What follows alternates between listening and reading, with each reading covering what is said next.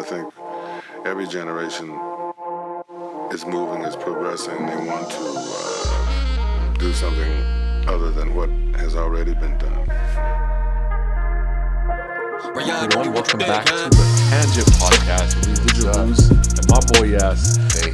And this whole podcast show is about exploring different topics, hence the name, and us learning about it. I'm learning a ton just now in the second episode because a lot of these topics we don't know a lot about. Absolutely. It's giving us the opportunity to learn, dip in and find out more about each of these things. And in turn, we wanted to give you guys what we learned and also some of our insights. And we will go on tangents. Yeah. Just like episode 1, I mean, we got into things like accountability, even though we talk about orca whales. Yeah. And we found there's actually a correlation, almost like a causation there, which was really interesting. Yeah. So what's today's episode about, Yass? Today's episode is about gun violence and depression. All right, cool. Gun violence, as you know, is such a massive subject. Huge. I think we're going to have a series on that too. Oh, definitely. Eventually as we go on.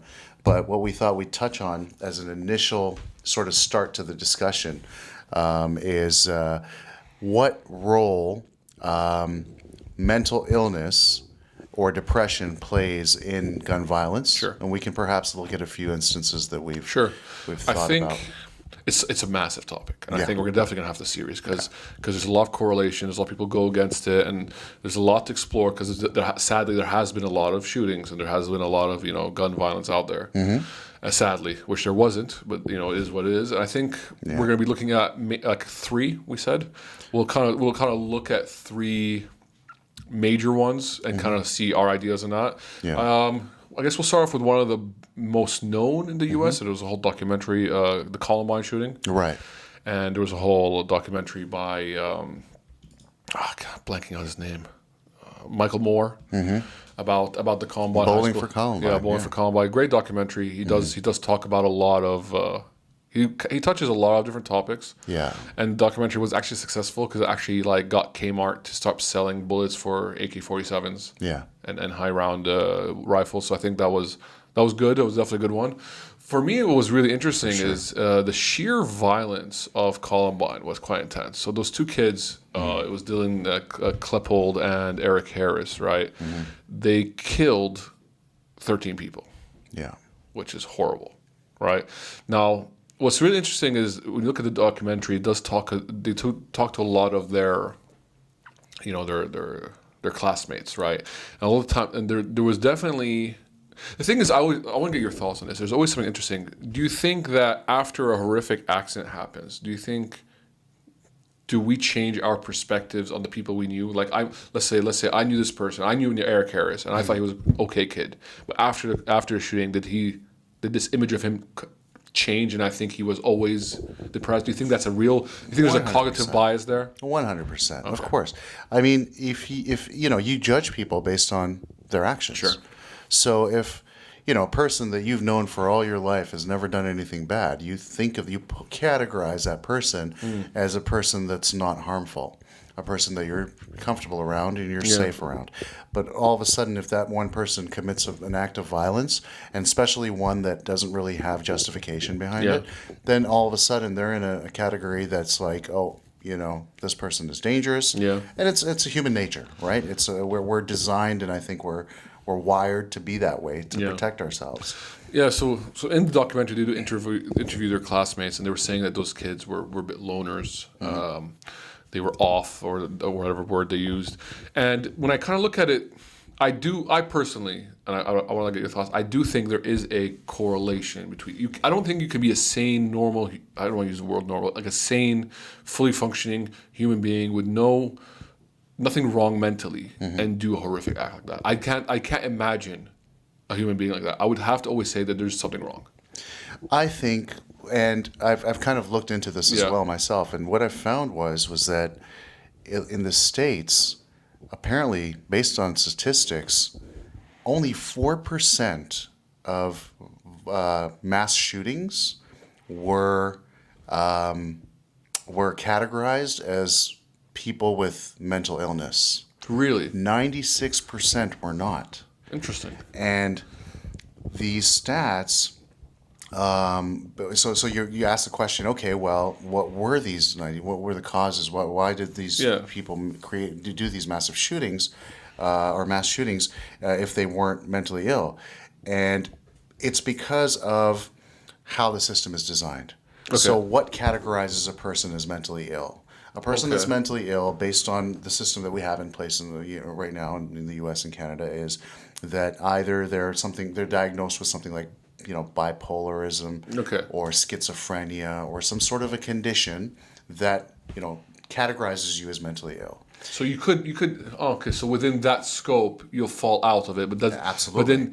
But then how do you know if a person's psychological health is a factor in making the decision? It's such a skewed model, right? So there's no way to know. So either you have to you have to revise the system and look into it include those people that are doing it out of inacceptance or the brewing of revenge because they were bullied or something had happened in their life. But that for me is a mental. I would count it because, for example, these two guys in Columbine, they were planning it for a long time. Mm-hmm. That means they're sitting there, and at some point they would even laugh at other school shootings and be like, "Oh, those guys we're going to be better," and they would talk about these things and they planned the whole thing so that you can't. So even maybe they weren't bipolar, they weren't schizophrenic. Yeah, but something is off. But who's a kid that's angry? Yeah. And instead of going and punching his bully in the face, decides to shoot him. Mm. There's a fine line between, because it's human nature to be angry and to want revenge. Sure. That's just the way humans are wired. So you're basically saying that they're mentally ill if they've taken a drastic step to basically achieve revenge, as opposed to a reasonable one that's like, okay, I'm going to go punch this guy in the face. But you're shooting him, now all of a sudden you're mentally ill. So it's such a fine line. How do you differentiate those things, right? So if you elevate it to a certain level, then all of a sudden you're mentally ill. I don't think they're mentally ill, in my opinion. Okay. Well, my opinion is I think that they are extreme in the way that they do things. I don't think they're mentally ill per se, because then you're also taking away from the people that are mentally ill. Okay. Exactly. People that actually have an issue where they don't have any control over what they're doing. Right? So I think that there's a big, and it's up for debate. There's no real true black or white answer for it, in my opinion. For me, I just kind of look at it that if you are going to take another life, you can't be not mentally ill. Something like you're standing in front of a child, right? Mm-hmm. And you have a gun into his face and you shoot him in the face. Yeah. I can't imagine you being dubbed as sane, right? But again, it is. I totally understand your point. It's hard. It's hard. Yeah, it's very subjective. At the same time, you also have pharmaceuticals are probably also helping skewing that game, because pharmaceuticals make a lot of money off antidepressants. They make a lot of money off opioids, right? Mm-hmm. Now, if suddenly there's 100% correlation between gun violence and depression, opioids, that's going to hurt the pharmaceutical companies. So I'm sure there's so many different elements. There could be so many elements. Yeah. And then you also, that's not just pharmaceutical. You also have the NRA. Mm-hmm. And you also have people on the other side who are also equally biased, who are pushing their own agenda. Right. That's the problem. I think it's all agenda driven, especially in areas like the States and Canada. I think where there's so many different factors that could affect a lot. That could affect what's it called, protocols. That could affect constitutions and amendments and all that. I think that's where things get a bit convoluted. And the thing is, you cannot, have a medical professional psychoanalyze each and every student out there. Of course. That has an issue. It's literally could be a minor issue that they take to an extreme and react in a different way.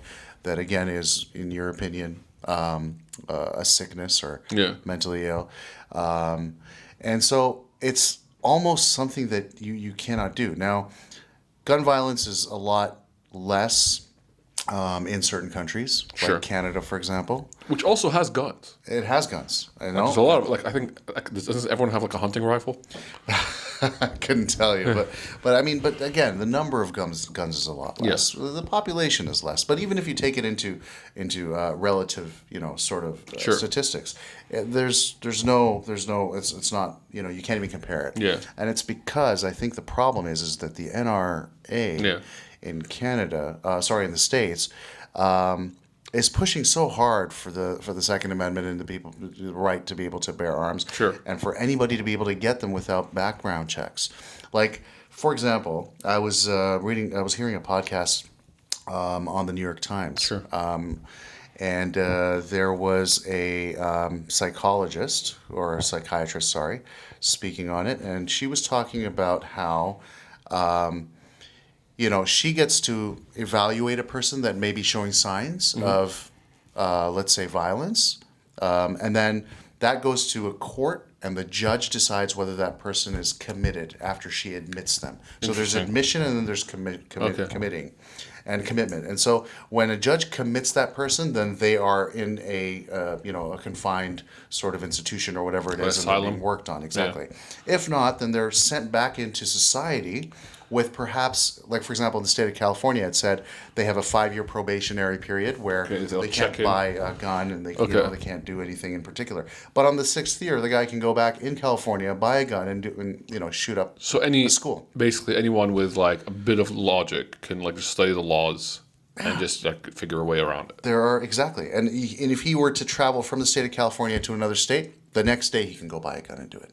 Yeah, that's crazy. So these are the things that need to be looked at. It's. Do you know what? For me, I find it so astounding. We're in 20. By the time it's come out, it's gonna be 2020, right?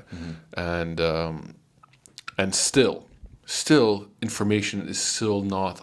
You cannot find unbiased information. For example, I've seen like undercover people go and buy guns and they don't do background checks, which kind of enforces that there's not a strong enough background check. But then I've seen other ones who do the same thing. Yeah. And they do background checks. So what's the reality? Like everyone has a bias. Everyone has an agenda. Yeah. I've yet to see an objective be like, everyone's enforcing this because I just can't see it. Yeah. So it makes things harder to come up with a decision on things. When you have two powerful sides, parties battling with each other in this kind of a thing, there's always going to be a gray area. Yeah. And again, it's like President Trump in the U.S.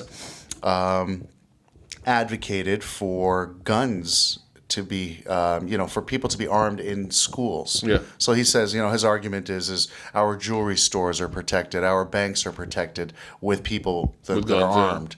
Why aren't our children protected with people that are armed?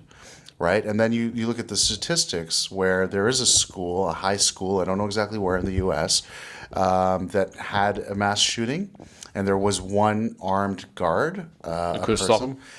He went to the parking lot and hid. He was the first person to take cover in a parking lot as soon as the shooting started to happen. Wow. So just by holding a gun, you're not going to be the one preventing an action like that. That's true. And then you're introducing basically an environment where guns are all over the place, imagine there's an unstable. He said that teachers should be armed.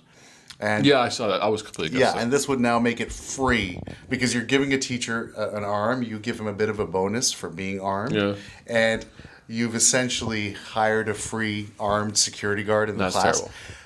These are people, and they have mental illnesses and instability. Just because he's a teacher does not mean he's void of very issues. Well get up and shoot up the entire class. You just give him an easier way to do so, right? So there's just no thing. Yeah. One last thing I have to say before you go. I just remembered Dave Chappelle's recent stand-up that he just released. 6 Stones? Yes, great, in amazing. It, he goes. They're doing drills in schools to basically, with the students and the parents, and they're saying, okay, well, if a shooter does this is what you do. Not realizing that the shooter is probably sitting right there in that class. Yeah. So you're just now telling the shooter. You're giving the blueprint of exactly how to navigate that. It's so true. So true. By the way, watch that stand-up I love it. If you haven't watched that stand-up, that is by far one of the best stand-up. It's so good. Episodes I've ever seen. For me is when I always get asked about the Second Amendment, right? Mm-hmm. I'm American, so I go like this, right? If we don't address, because in my opinion, I think there's a correlation. If we don't address mental illness with guns, you taking away guns won't do anything. Because if someone has an issue and he really wants to kill someone, buying it legally or illegally becomes an arbitrary thing. Mm-hmm. If you want to find guns, you're going to find it, right? Even in Australia, right, which eliminated all their guns after a huge issue earlier, like many, many years ago, there's still guns out there.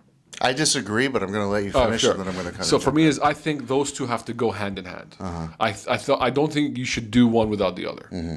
I think work on both simultaneously, and then find a way to limit guns. Do I think a guy needs to buy or should have the right to buy 20 machine guns? No. I'm completely against that, flat out. Do I think someone needs to have a machine gun as a means of protection? No. I think a useless person with a machine gun is a lot worse than anyone with a handgun. Do I think there has to be rigorous, when I say like rigorous training, because an amateur with a gun is as dangerous as a killer, right?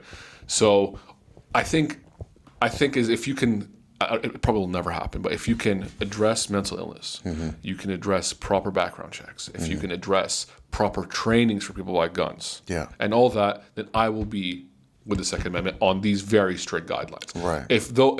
If you can't do that, and nothing's going to be addressed, then all we're doing is creating a world of violence. Right. That's how I kind of. I see your point. Yeah. I'm in agreement with it for the most part. Yeah. I think the only difference that I would have in my position is that I think all the things that you mentioned need to be addressed, but I also think that it has to be harder and harder for children in particular, people under a specific age, the adult age, Sure. right, to be able to acquire or get their hands on a gun. And I think that curbing selling guns, even on a legal level, again, all this changes if, like you said, if the ages are enforced, if evaluations and background checks are done properly, then a person going in to buy a gun can't buy a gun unless they're, But there's people who go, even if you have all that, we still should not have guns. You can't eliminate guns. Yeah. Guns are in society, they always will be. I don't see a world without guns ever. Legal or illegal. Legal or illegal. Yeah. I do think that maybe at some point in the future, who knows how long from now, guns may be replaced with something like laser guns or something else. It's just another form of killing. Yeah, some other form of personal weapon that you can hurt another person or protect yourself, whatever it may be. May happen, but that concept is not going anywhere. Yeah. It's done. It's out there. It's going to stay. You can't eliminate guns. What you need to do, and I agree with you, from this point of view, is you need to be able to make sure that the wrong people don't get their hands on guns. Yes. Yeah. I think that's the issue. Yeah. Right? For me, if we can address all those, then I could actually live in a world where I don't need to own a gun. Yeah. All right. But if I'm going to live in the States, which I don't right now, but if I live in the States in the current way it is, I don't feel I would feel secure. Yeah. If I didn't have a gun. Now I'll be very responsible. I'll take a lot of training. I'll make sure I know exactly what I'm doing. I won't be just an amateur. But then I won't be comfortable to not have at least a handgun in the house, just in case. For sure. But if all those strict regulations were there, I would then feel comfortable not to even have a gun. Yeah. Because I know, for example, the chances of a person with mental illness or a person who wants to kill me, it becomes significantly decreased. But until then, I would feel I would need to own a gun. But at least I'd be a responsible, accountable adult and do the right steps to do so. That's the thing, right? Yeah. Now, you can't expect that from everyone. No. Actually, this is probably the minority who think like that. And one thought that kind of gets that I think about, and I'm not going to comment too much about it because it may be sensitive to certain, systems or whatever it may be, is you have the reason why you have, what you just said applies is because you're talking about a free society. You're talking about a society where a person needs to be aware of other people around him or her that may inflict damage to them because the system is unable to control them. Yeah. Right? Take a society like where we are here right now, like Dubai, like Saudi Arabia, like other places that have more of an authoritarian sort of system in place. You're not scared. No. You don't need a gun because nobody's going to come because they're afraid of the law. Yeah. Because the system is in place. Yeah. There's an iron, fist. A lot of times my door's unlocked. Like right now, my door's unlocked. So that kind of goes back into is this the price you pay for a free society, right? And then is it worth it? And then, you go into so many different things. If you ask a parent of a child who's been shot in a mass shooting in school, they'll say no. Yeah. I would have much rather been in a society that where I give a few freedoms, but I get safety. Yeah, law was so intense that it was, so you have to kind of, give and take in this regard. So I don't know. I mean, it's one of those things where you can't really say that I want this, but I also want this, because it's just not going to happen. For me, is one mass shooting that was really interesting was the Vegas one. Like, I think it was quite recent. And that was an adult, right? That was an an older guy. What for me that was really shocking is that this was in Vegas, a city that had this city has CCTVs everywhere. Yeah. It's a highly monitored city. This guy would bring in duffel bags, would bring in boxes. He brought so many guns. I'm looking at a picture right now. We're talking about tens and tens of guns. Yeah. Machine guns and rounds and heavy machine guns. Found it in his room, Yeah, this guy basically carried he basically had duffel bags, had boxes.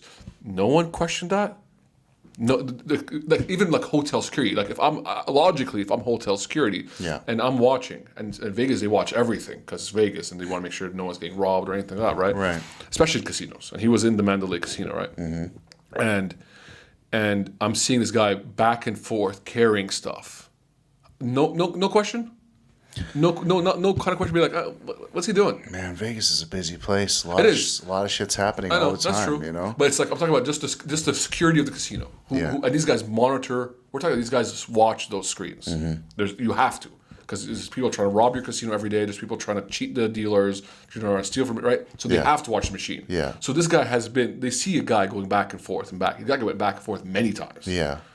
And like if I'm walking through a hotel and I see a guy with two massive double bags, even as a person, I'll be like, what's he doing? Yeah, no, there may have been questions, but again, Vegas is a place, man, that a lot of stuff happens. I wouldn't be surprised if those were overlooked. Is my point. Yeah. If you're in a place where awkward things don't happen on a regular basis, you're definitely gonna raise a flag. But man, people do some weird stuff in Vegas. So many people go there for company retreats, True. And so you're for exhibitions, for trade shows. So you may have boxes of brochures, stuff like that. Now I'm surprised they didn't have any screening systems in place to enter and exit. A hotel of that caliber. Yeah. Should have had some sort of. But I want to go through it because it's ridiculous. So he checks in September 9th. He has one bag with him, 4 carried in the luggage cart. Yeah. Next day he comes back with 6 suitcases. So we're not talking about. I'm not talking about a few. We're talking about 6 suitcases. Okay. Right. And then he comes back on the 28th with more stuff. He brings on the 28th. So 2 days later, he comes back with 2 more suitcases. So now we're talking about 12 suitcases. Yeah. And this is all on film? Like it's on CCTV? Yeah, they had this. So Los Angeles Times, LA Times kind of broke down a full thing, and these are all from. Okay. So question: I don't remember if this was true or not. Was he a trained? The guy definitely was going to. The guy was definitely going to to gun ranges. I don't know. I actually did not see that, but I do know for fact the guy was in fact going to gun ranges. The guy was very well trained. Okay. Right. Okay. And then September 30th, 2 days after that, he rolls up with 4 more suitcases. So now we're at like 16 suitcases, and then the next day after that, October 1st, he rolls in with 2 more suitcases. So now we're talking about 20 suitcases. It's not like one. Like you can obviously see this. Like what's this guy doing? Something's up. Something's up. Yeah. No, the people monitoring the surveillance should have flagged that. They definitely dropped it. I'm sure he was smart enough. Yeah, I'm sure he would have been smart enough not to go at the same time that another person had been working. Sure. When he came, so he probably did as much as he could. But yeah, if they have it on CCTV footage, there's got to be some sort of a surveillance, right? Like 100%. Since they're actually able to break down. Yeah. The events day by day. That means they're able to actually see him going all these to know all the bags there. So obviously the CCTV is there. And the thing was really interesting. This guy was kind of on the radar. Right, this guy was buying guns a lot of times legally. So obviously, this is I think where the background checks really dropped. They really dropped the ball there. Yeah, sorry. Was there anything about his mental health or depression? They say he was heavily depressed. Okay. Yeah, he did have child pornography. Okay. Stuff like that. So the guy had he was issues. unstable. Yeah. Okay. And the guy had over 100 guns like he ever bought in his lifetime. So obviously background checks dropped the ball. When someone's buying that many guns. Yeah. Over like 20, 30 years. Like background checks is there for a reason. That's the thing. That's where it really dropped the ball. This is where, man, majority of the cases of all these mass shootings, it's the screening wasn't done properly. Yeah. You know, and that's probably the biggest issue in this whole thing. I mean, I don't know. It's just an opinion. No, I agree, man. But Horrific, man. 58 people died. yeah. So obviously there was something wrong there, and I think this was maybe one of the reasons why it kind of justifies that mental health affects gun violence. But obviously there was a lot of systematic errors here, and I think if there was more precautions taken, this could have eliminated a horrific incident. Yeah. So I think we just touched base. I think that was the whole purpose of this, just kind of to touch base about it. I do want to explore a lot more. Yeah. I think gun violence, mental health itself is a huge topic. You said it perfectly in the beginning. Yeah. But I think we can both admit that for, I don't know, tell me if you agree with this. I think for a person to take another human life, something's wrong. Yes, absolutely. And Something wrong. On the scale of morality, something is wrong. Or at least the moral compass is skewed. Whether that translates to mental illness or depression in every instance, I think is questionable. In fact, I think it's inaccurate to say that it does. I think the stats speak for themselves. There are assassins that kill people professionally for money. Sure. So there are different But motives. like people like that lack remorse. So Yes. like I would count it as So something that is wrong. categorized as a yes. I'm not. I think maybe we should the government or whoever comes up with these stats needs to find a better definition for mental. Yeah, I think it's categorization of mental illness. Yeah. I think, right now, what we have defined as mental illness globally and what we accept as an agreement is conditions that are known to, skew people's decision-making process.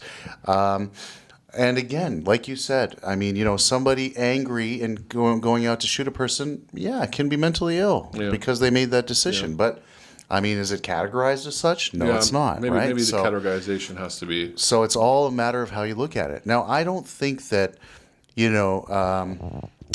gun violence or mass shootings can be eliminated by determining if but basically by healthcare professionals. Sure. It's not that. It has to be a societal 100%. group effort, 100%. Awareness, accountability, things that we were talking about in the last episode, all play a big role in this. They all play a big role because if you just look at it in the sense that, this child showed. Like, for example, one of the shootings that we didn't talk about that maybe we can touch on next time is the one in the theater in the Batman movie where a kid just started shooting, people that came to watch a Batman movie. I don't know too much about it right now, so I'm not going to get into it. But, maybe that kid was, I'm not sure, maybe there were evaluations done. Maybe he had seen healthcare professionals and they had identified, or maybe even just his teachers, his parents, his family members identified and maybe raised that, okay, this kid is unstable, there's something wrong with him, he needs to be, evaluated, he shows behaviors that aren't, considered to be normal.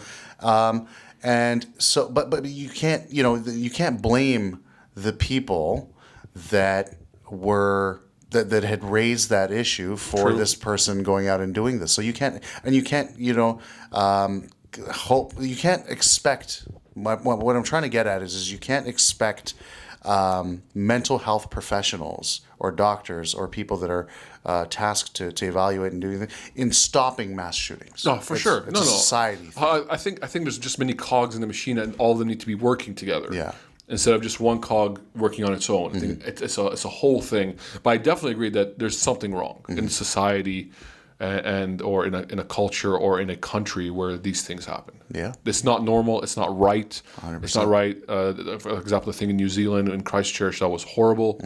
But then you saw how quickly that government reacted, and hopefully that will stop another one to happen again. I think we just need to. I think by saying the problem with the NRA and people who really go with the Second Amendment, they're trying to push all the blame away. I don't like that. Yeah. I think we all need to take blame as society, as individuals, as corporations, organizations, and say this needs to change and work together instead of against each other. I think that's something we can all agree on. That's probably the best way to go. 100%. 100%. Awesome, man. I think that's a good place to end there. I'm loving these podcasts, man. Yeah. Even though we're 2 episodes in, I really hope you guys are enjoying as well. Yeah. We need to go into this subject a lot. Oh, more 100%. detail. It's going to be a whole series. So I think we can start clubbing things into like playlists or series. So, but the whole point is to keep touching on different topics, and hopefully we'll keep exploring different topics and then bring value to you as a user, as a consumer. Yeah. Please do subscribe on the YouTube channel. Drop us some feedback. Hit us up on Instagram. Everything's going to be The Tangent or The Tangent Podcast. Probably The Tangent. Make sure all the links are there. And that's basically it, guys. I'm Hoos. Yes. And we're out. Do something other than what has already been done.